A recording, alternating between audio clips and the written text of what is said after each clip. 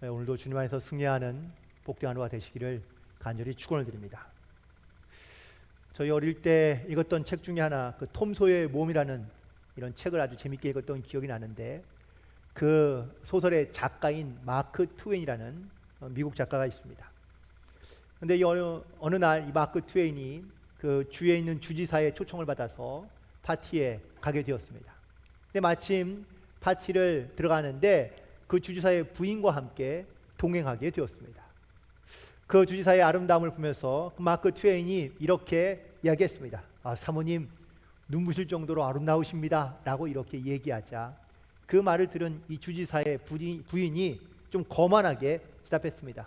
어머, 미안해요. 나는 같은 말을 드릴 수가 없을 것 같아요 라고 이야기하자, 마크 트웨인이 그 주지사 부인에게 다시 이렇게 얘기했습니다. 괜찮습니다.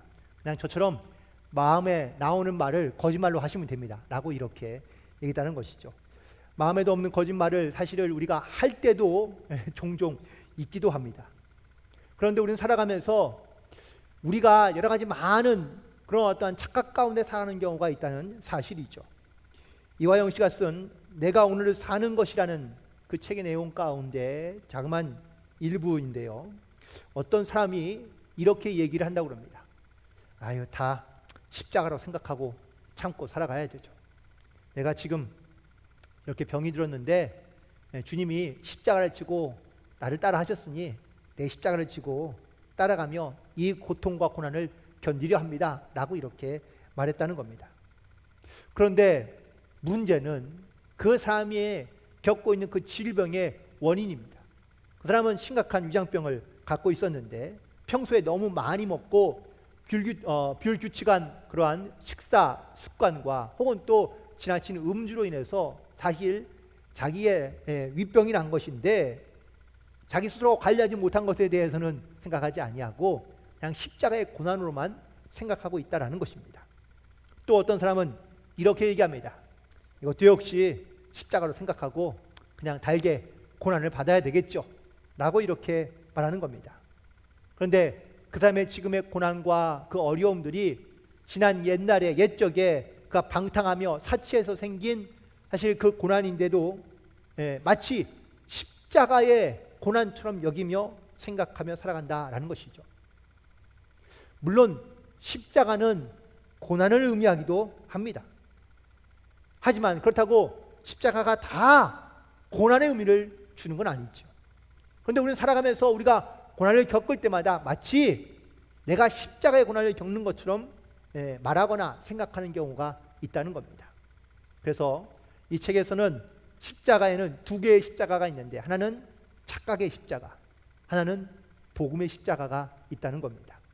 착각의 십자가는 고난이 바로 신앙 때문에 얻게 된 고난이 아니라 인간의 욕심과 죄로 인해서 얻게 된 고난이고요. 반면에 복음의 십자가는 사실 이 복음이 아니면, 예수가 아니면 내가 고난받을 이유가 없지만 내가 복음 때문에, 예수님 때문에 얻게 되는 그런 고난을 바로 복음의 십자가라고 이렇게 말하는 겁니다. 혹시 여러분들은 지금 지고 있는 십자가가 착각의 십자가인가요? 아니면 고난의 십자가인가요? 오늘 본문에서 바울은 자기의 옛사람에 대하여 종종 언급했던 것을 기억합니다. 바울의 옛사람은요, 히브리 가문과 베냐민 지파에서 태어났고, 또 가말리엘 문화에서 그가 배웠고, 그가 율법으로는 흠이 없는 자라고 자기의 옛사람에 대하여 말하고 있습니다. 즉 내 옛사람은 누구에게 말해도 부끄럽지 않은 그러한 신앙과 집안적인 배경을 갖고 있다라고 말할 수 있는 것이죠. 그가 예수를 만나기 전에는요, 그는 예수 믿는 사람들을 핍박하기도 하고 붙잡아 가두기도 했던 사람입니다. 그랬던 그가 완전히 달라진 새로운 사람이 되었습니다. 이제는 복음을 전하고 그 복음 때문에 고난받거나 또한 어려움을 겪는 것을 오히려 기뻐하며 즐거워하고 있다라고 그는 말하고 있는데, 그가 이렇게 달라지게 된 이유가 과연 무엇일까요? 그것은 바로 예수 그리스도를 만났기 때문에 그렇습니다. 그 예수 그리스도를 만남으로 말미암아 그 사랑과 은혜를 깨닫고 나니 그는 자기의 옛사람을 다 버려버리고 새로운 사람으로 살고 있다는 것을 그는 고백하고 있는 것입니다. 그래서 바울은 만나는 사람마다 예수에 대하여 증거합니다.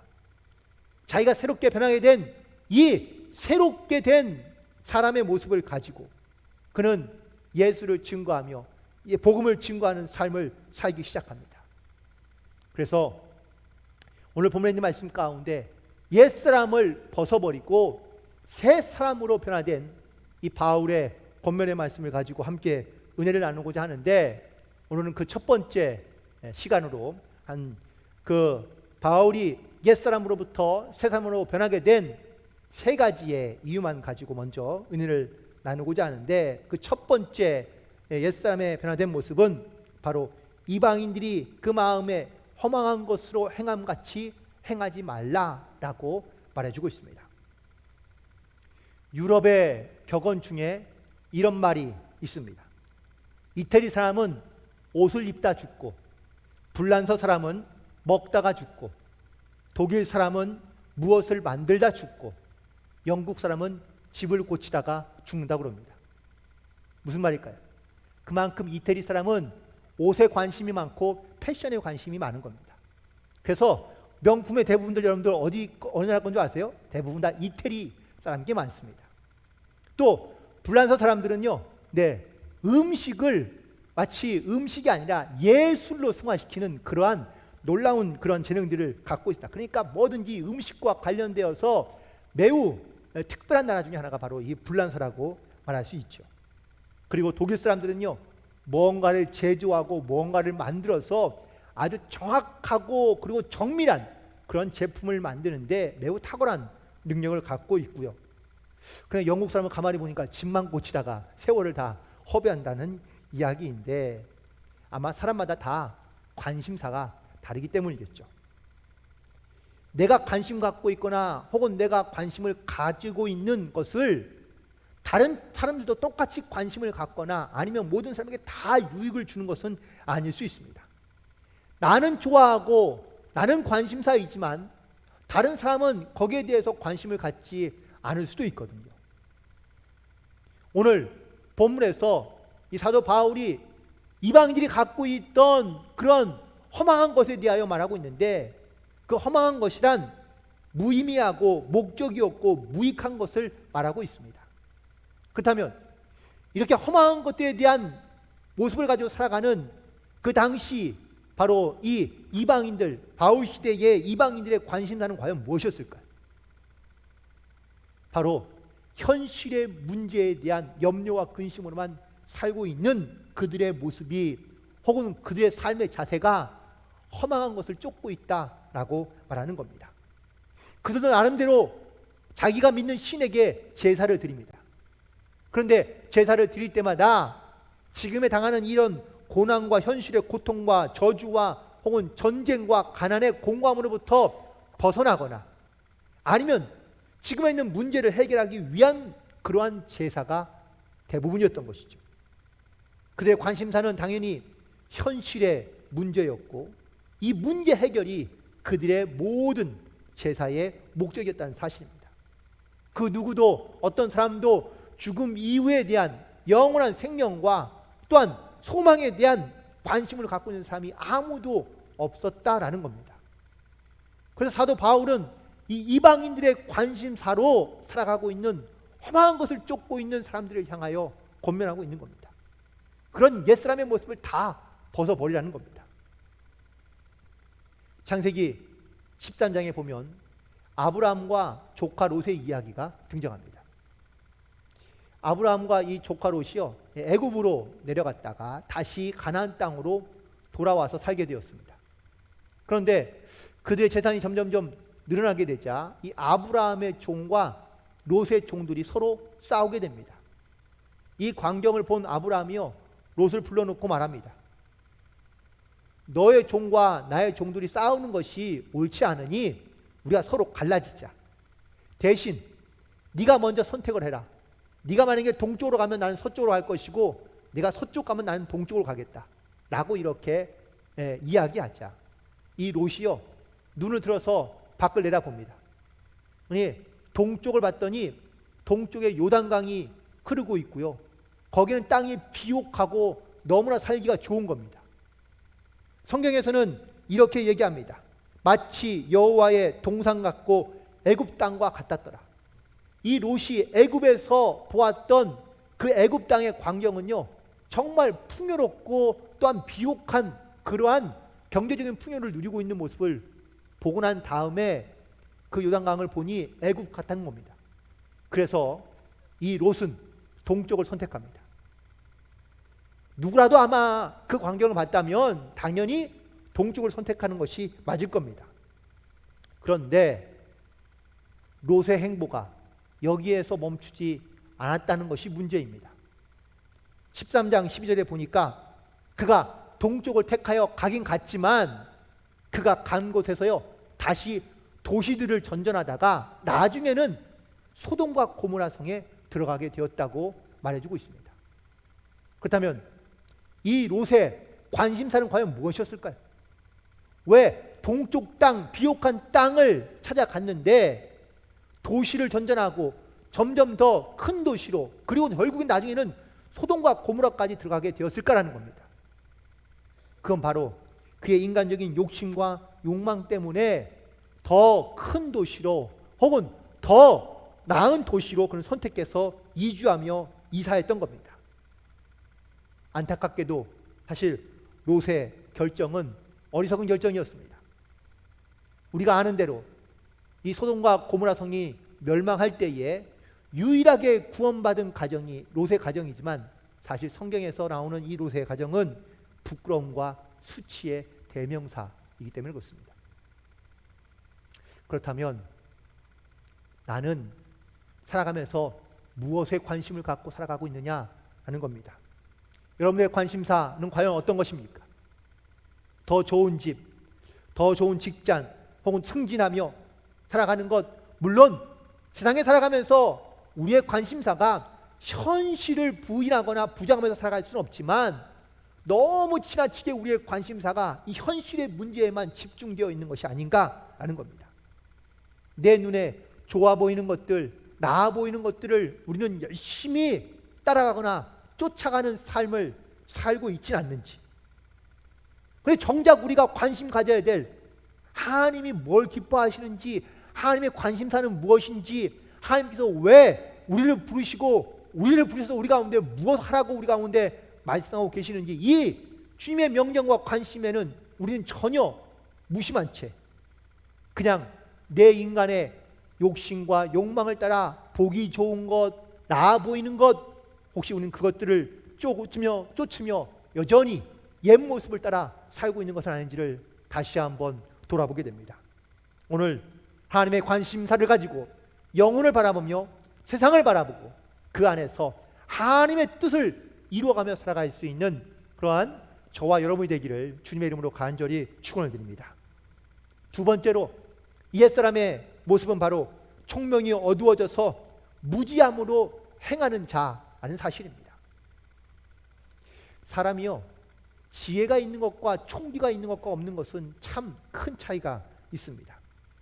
지혜가 부족한 사람들은 손해를 보기 쉽고요, 또 심지어 무지한 사람 혹은 무식한 사람은 다른 사람으로부터 무시를 받기가 쉽습니다. 그래서 우리는요, 사람들 앞에서 아는 척을 하는 경우가 많습니다. 그리고 좀 더 무식하다는 말을 듣지 않기 위해서 나름대로 열심히 노력하기도 하고 공부하기도 합니다. 그런데 어느 한순간 우리의 무지함과 혹은 또 우리의 어리석음이 드러날 때가 분명히 있더라고요. 에베소 교회 성도들 가운데에도 이 하나님에 대한 무지함으로 살아가는 성도들이 있었다는 것을 바울은 말하고 있습니다. 교회를 다니긴 하는데 하나님에 대하여 모르는 겁니다. 신앙생활은 믿음은 갖고 있다고 말하는데 그의 믿음과 신앙생활을 보면 정말 하나님을 아는 것인지 의심이 들 때가 있다는 것이죠. 내가 은혜를 받았다고 말하는데 은혜 받은 모습이 삶에 잘 드러나지 않는 경우도 있습니다. 하나님의 말씀은 우리가 수도 없이 들으며 혹은 읽기도 하지만 말씀대로 순종하며 살지 못하는 경우가 많으니 무지함과 다를 바가 없다는 이야기입니다. 이게 과거 바울 시대의 성도들의 이야기뿐만이 아니라 지금 우리들의 모습과 다르지 않다는 겁니다. 성경에 보면 사사시대라는 시대가 있습니다. 이스라엘의 임금이었고요. 그 임금을 대신해서 하나님께서 특별한 때에만 지도자를 세워서 나라를 통치하던 시대를 바로 사사시대라고 말합니다. 그런데 이 사사시대를 한마디로 정리하면 사사기 21장 25절 맨 마지막 절인데 이렇게 정리하고 있습니다. 그때에 이스라엘의 왕이 없으므로 사람이 각기 자기의 소견에 옳은 대로 행하였더라. 맞습니다. 그들은 하나님을 알긴 알고 혹은 또 하나님을 믿는다고 말하지만 자기 소견에 옳은 대로 생각하고 믿는 겁니다.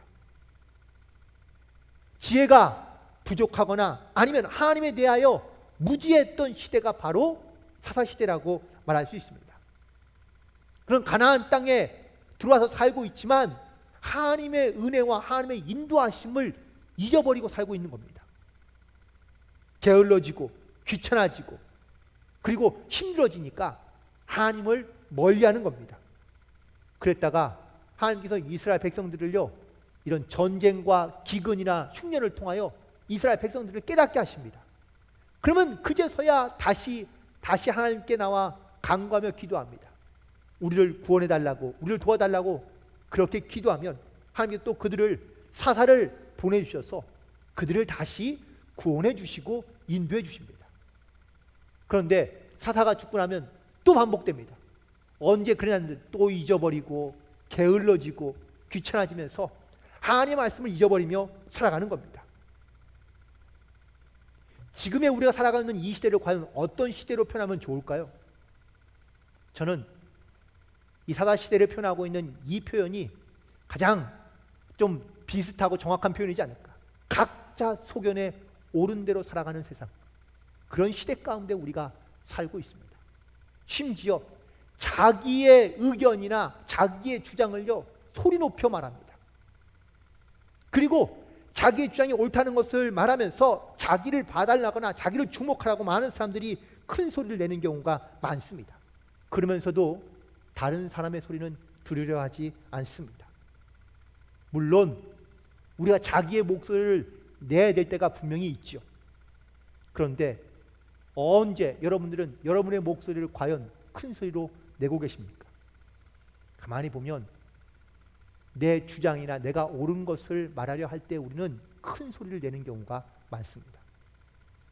가끔 아내와 아이들과 대화하다 보면 저도 모르게 좀 이렇게 좀 큰 소리를 내는 경우가 있는데, 큰 소리를 내는 경우는요, 첫 번째는 내가 억울할 때, 나름대로 한다고 했는데 이 억울한 일을 당할 때 사실은 큰 소리가 나게 되고요. 또 하나는 내 마음이 불편해지면 큰 소리가 나는 경우가 많더라고요. 큰 소리를 내면서 과연 무슨 말을 할까요? 내 이야기를 들으라고 사실은 강요하기도 하고 강조하기도 합니다. 잘 들리지 않아서가 아니고요, 내가 옳다는 것을 말하고 싶은 것이죠. 그래서 큰 소리를 내서 말하는 겁니다. 그런데 그 시간이 지나고 나면 내가 소리 지를 만한 일이었는가라는 생각을 다시 한번 해보는 경우가 종종 있습니다. 우리 신앙생활 하면서 우리 세상에서 큰 소리를 내는데 주로 그 큰 소리를 내는 이유가 내 생각, 내 소견, 내 의견, 내 주장을 강하게 어필하려고 할 때에 사실은 우리는 큰 소리를 내지, 복음 때문에 하나님의 말씀을 증거하기 위하여 큰 소리를 내는 경우는 흔치 않다는 겁니다. 나는 언제 소리를 내어 말하고 있는지, 또 내 소견에 옳은 대로만 우리가 말하고 있는 것은 아닌지, 내가 알고 있는 것만 옳은 것이라고 혹시 주장하고 있는 것은 아닌지, 우리는 반드시 돌이켜보며 우리의 말에 하나님의 말씀이 선포되고 이것이 소리가 되어 많은 영혼들의 심령을 울리며 또한 그들 심령 가운데 변화를 일으키게 하는 놀라운 믿음의 소리가 저와 여러분을 통하여 온 땅 가운데 퍼져나가고 선포되게 되기를 주님의 이름으로 간절히 축원을 드립니다. 세 번째, 옛사람의 모습 가운데 하나는요, 바로 마음이 굳어져서 하나님의 생명으로부터 떠나 있다라는 것을 말하고 있습니다. 사람의 마음이 굳어지고 딱딱해지기 시작하면은요, 사람이 매우 뭐랄까요? 네, 경직되기도 하고 혹은 또 마음의 문을 잘 열지 않을 때가 많습니다. 연인 관계에서 남녀의 마음이 딱딱해지기 시작하고 굳어지기 시작한다면요, 그 관계는 얼마 가지 않아 깨질 수밖에 없습니다. 부부도 마찬가지입니다. 물론 옛말에 부부싸움은 칼로 물베기라는 말도 있지만 부부의 마음이 점점점 굳어지고 그리고 강팍해지면 그러면 과연 이 부부가 건강한 가정을 이룰 수 있을까요? 어렵다는 겁니다. 그래서 신앙생활도 마찬가지입니다. 신앙생활에 우리의 믿음이 딱딱해지고 굳어지기 시작하면 하나님으로부터 멀어지기 시작하는 겁니다. 하나님의 말씀을 멀리하고 하나님의 은혜를 사모하지 않게 되고 그리고 하나님 앞에 감사하는 삶이 우리 가운데 점점점 사라지게 되는 것, 이게 바로 마음이 굳어지는 그러한 성도들의 모습이라고 말할 수 있습니다. 결국엔 마음이 굳어지면 하나님부터 멀리 떠남으로 말미암아 우리가 하나님의 생명으로부터 멀어지게 되었다고 오늘 성경에서 말씀하고 있거든요. 출애굽기 7장부터 14장까지에 보면 이 애굽 땅에 하나님께서 10가지의 재앙을 내리시는 장면이 등장하고 있습니다. 그런데 이 모세가 애굽에 와서 바로에게 이런 재앙을 내릴 거라고 선언하면은요, 이 바로가 코웃음을 칩니다. 그런데 재앙이 드디어 일어나게 되자 심각성을 알게 된 이 바로 왕이 재앙이 막 심각할 때마다 모세를 불러서 제발 그치게 해달라고 부탁합니다. 그리고 약속합니다. 네 백성을 다 데리고 나가라고.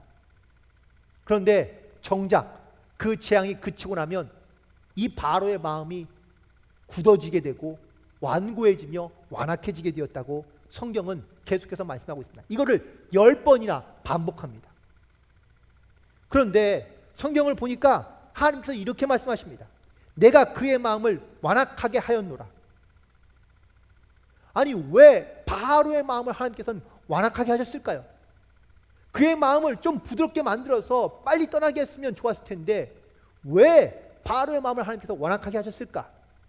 그 이유를 성경에서 말하는데 바로 내가 하나님 여호와인 줄을 알게 하기 위하여 그의 마음을 완악하게 만들었고요, 그의 마음이 굳어질 때마다 하나님은 애굽에 재앙을 내리시고 하나님이 살아계신 증거들을 나타내시고 보여주심으로 말미암아 이스라엘 백성들뿐만 아니라 애굽에 살고 있는 애굽의 백성들에게도 하나님에 대한 두려움을 갖게 하기 위하여 하나님께서 역사하신 것을 볼 수 있습니다. 가끔은 내가 신앙생활하면서 누군가의 내 주변에 가까이에 이 마음이 굳어진 사람으로 말미암아 사실 힘들고 어려울 때가 분명히 있습니다. 그런데 그거 아십니까? 그의 굳어진 마음을 통하여 하나님이 살아계신 것을 증거하게 하기 위한 또 다른 하나님의 섭리와 역사가 있다는 사실을요. 최근에 코로나19로 인해서 신앙생활이 어렵다고 말씀하시는 분들이 꽤나 많습니다. 교회에 나오는 것도 두렵고 믿음을 지키는 것도 힘들고 신앙생활이 매우 어렵게 되었다고 말씀하시는 분들이 꽤나 많습니다. 당연히 맞는 말씀이고 혹은 또 지당하신 말씀입니다. 누구라도 이 말에 동의하지 않을 사람은 아무도 없습니다. 그런데 시간이 점점점 지나가다 보니 여러분들 시간이 지나면 지날수록 정말 하나님에 대한 은혜와 사랑을 여러분들 더 열망하게 되고 갈망하게 되고 기대하며 소망하고 계십니까? 아니면 반대로 우리의 신앙과 믿음이 점점점 굳어져 가는 것을 느끼고 계십니까? 아마 전자보다는 후자 쪽이 훨씬 더 많을 거라고 생각이 듭니다. 그렇다면 우리는요, 이 믿음과 우리의 신앙이 굳어지지 않게 하기 위하여 사실은 노력해야 되거든요. 많은 분들이 신앙생활이 지금만큼 어려울 때가 없었다고 많은 분들이 이야기합니다. 그런데 언제는 신앙생활을 좀 쉽게 하셨습니까? 그렇다면 내 신앙과 믿음이 정말 한 단계 성장하거나 혹은 또 귀한 은혜의 체험을 했던 때는 신앙생활을 쉽게 할 때입니까? 아니면 어렵게 할 때입니까? 가만히 보면 우리 신앙생활을 어렵게 할 때 훨씬 더 하나님의 은혜 가운데 하나님의 은혜가 무엇인지를 체험하며 경험하며 살았던 경험들이 훨씬 더 많은 것을 고백하게 됩니다. 그렇다면 지금 우리의 신앙과 믿음이 조금씩 굳어지고 있다는 것을 느낀다면 우리는 더 주님의 은혜를 사모하며 하나님의 말씀 가운데 집중하며 살아갈 수 있는 영적인 결단 가운데 나아가야 될 줄로 믿습니다. 그런데도 불구하고 우리는 여전히 내 소견에 옳은 대로 생각하며 판단하고 결정하며 그리고 살아가는 경우가 많기 때문에 하나님의 말씀 속에 깊이 있게 들어가거나 하나님의 은혜 속에 더 간절한 마음을 가지고 살아가는 것보다 그냥 이 현실과 혹은 또 이 상황에서 우리는 그냥 스스로 안주하거나 혹은 거기에 머물러 그냥 우리의 믿음을 지키는 것 같지만 오히려 우리의 신앙과 믿음은 점점점 굳어져 가는 것을 느낄 때가 많습니다. 상반기가 오늘로 끝이 나고요. 다음 주 또는 후반기가 시작됩니다. 2020년 새롭게 시작하면서 사실은 시작되었지만 코로나 때문에 뭐 제대로 하나 한 것이 별로 없습니다. 하지만 7월부터 다시 한번 우리의 영적 믿음 생활이 다시 한번 회복되고 일어날 수 있는 그러한 새로운 시작의 전기가 마련되기를 간절히 소망합니다.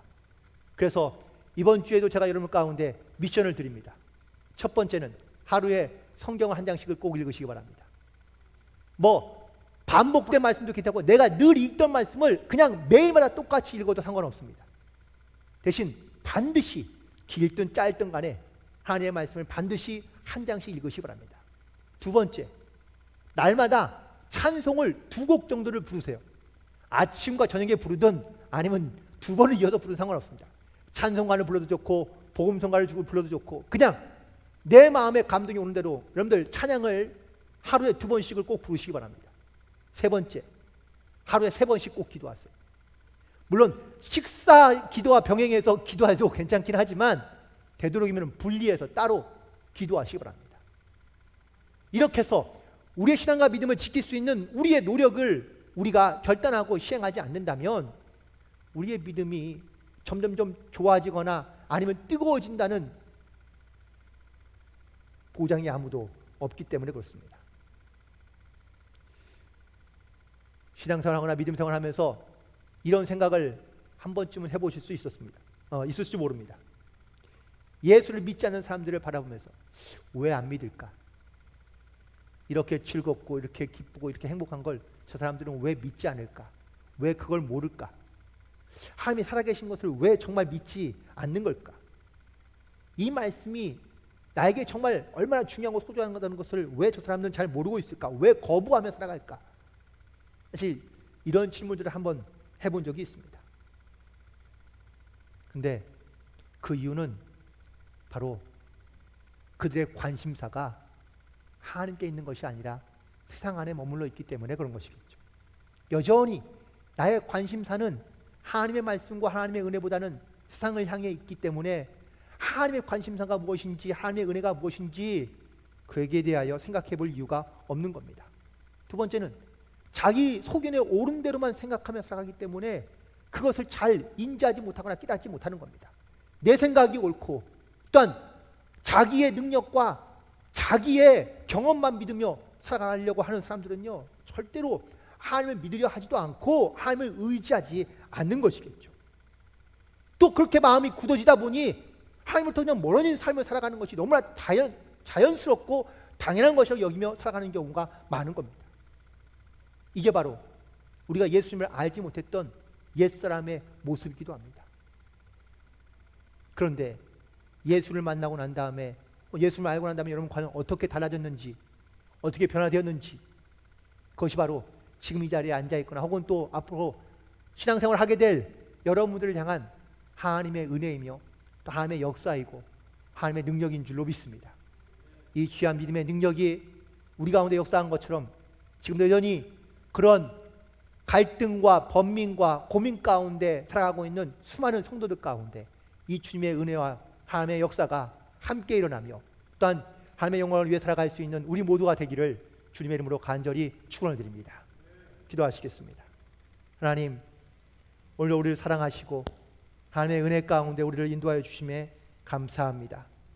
죽을 수밖에 없었던 옛사람, 옛 모습